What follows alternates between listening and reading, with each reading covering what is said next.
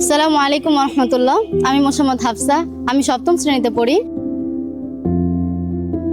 আমাদের শিক্ষকরা আমাদেরকে খুবই আন্তরিকভাবে পাঠদান করান।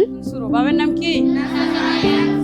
নাসারা ইয়াংসু। আমাদের মাদ্রাসার প্রতিষ্ঠাতা মরহুম আলহাজ শামসুর রহমান এর পিতার নামে মাদ্রাসার নামকরণ করা হয়েছে খলিল রহমান ইসলামিয়া ফাজিল ডিগ্রি মাদ্রাসা।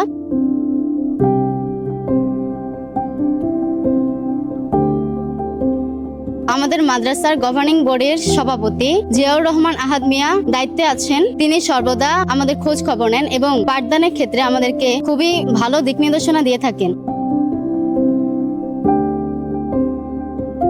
আমাদের মাদ্রাসা শরীয়তপুর জেলার মধ্যে ফলাফলের দিক দিয়ে শীর্ষস্থান অবস্থান করেছে।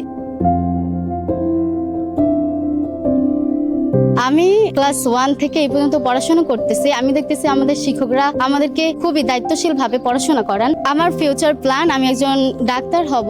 আমি মানুষের সেবা করতে চাই। এখান থেকে যারা পড়ে গেছেন তারা অনেকেই মেডিকেলে চান্স পেয়েছেন এবং এখান থেকে একজন ছাত্র ডাক্তার আমানুল্লাহ আমান, তিনিও একজন ডাক্তার হয়েছেন। আমাদের মাদ্রাসার পড়ার মান অনেক ভালো, আমাদেরকে খুব ভালো দিক নির্দেশনা দেন।